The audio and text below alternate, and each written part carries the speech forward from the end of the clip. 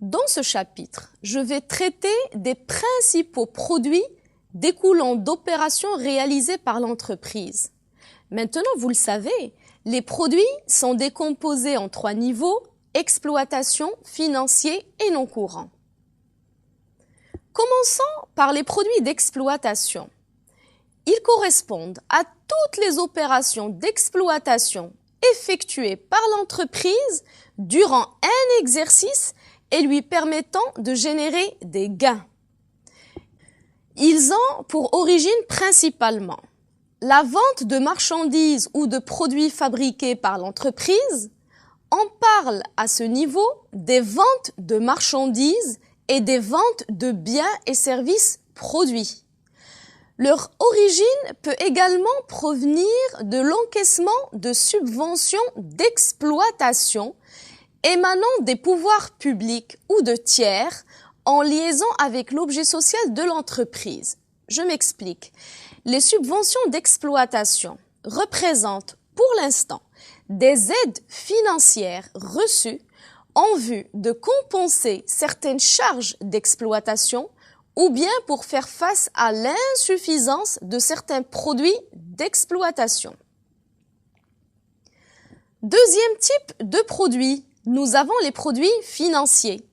Parmi ces produits, je vais citer les produits des titres de participation et des autres titres immobilisés.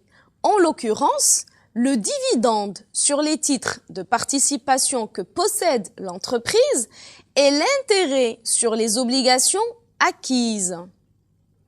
Je peux citer aussi ce qu'on appelle les gains de change, lorsqu'il s'agit d'une entreprise évoluant dans le secteur de l'import-export et qui réalise des transactions en devises telles l'euro, le dollar américain, le yen japonais, etc., et dont la conséquence est un gain quand l'entreprise profite des évolutions favorables des taux de change.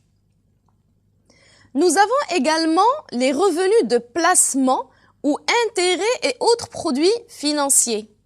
On en parle, entre autres, lorsque l'entreprise accorde un prêt et qu'elle reçoive en contrepartie un intérêt au bout d'une période convenue. Les produits non courants représentent le troisième type de produit. Après un certain nombre d'années, l'entreprise a tout à fait la possibilité de vendre une immobilisation, une machine, un matériel, un ordinateur. Pour plusieurs raisons, on aura l'occasion de les voir ultérieurement. Le fait de vendre une immobilisation représente pour l'entreprise une opération exceptionnelle qu'elle n'a pas l'habitude de faire. On considère le prix de vente qu'elle encaisse comme étant un produit de cession d'immobilisation. C'est un produit non courant. Par ailleurs, nous avons les autres produits non courants. Ils comprennent des dons reçus, des pénalités reçues, etc. Passons maintenant aux charges. Premier niveau de charge est le niveau exploitation. Elles enregistrent toutes les opérations réalisées dans le cadre d'un exercice pour acquérir les biens à revendre ou à transformer et les services. On y trouve principalement les achats revendus de marchandises, c'est-à-dire les achats de marchandises que l'on compte revendre en l'état. On y trouve aussi les achats consommés de matières et fournitures ou achats de matières premières devant permettre à l'entreprise, après transformation et utilisation de fournitures et d'emballages, de vendre des produits finis. Ce qu'on appelle autres charges externes font également partie des charges d'exploitation. Les autres charges externes comprennent plusieurs éléments, dont notamment les loyers versés, les entretiens et les réparations de machines, l'assurance versée, le règlement du téléphone, de l'Internet, le transport de biens et de personnel, les déplacements, les missions, les réceptions, les cadeaux à la clientèle,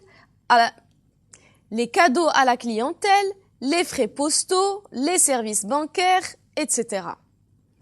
Comme charges d'exploitation, nous avons aussi les impôts et taxes, les charges de personnel ou salaires, etc. Un autre type de charges, ce sont les charges financières, c'est-à-dire toutes les charges qui concernent la rémunération de ceux qui prêtent de l'argent à l'entreprise, en l'occurrence les banques.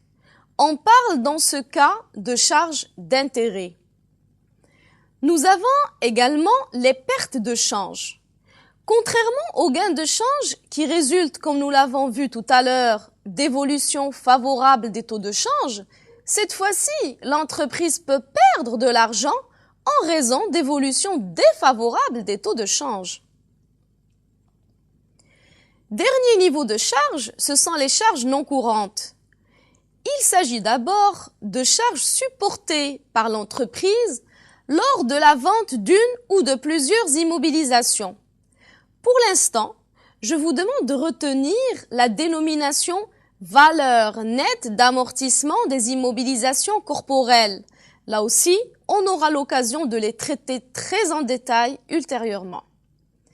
Nous avons ensuite les autres charges non courantes, composées principalement de dons versés, de pénalités versées, d'amendes versées, etc.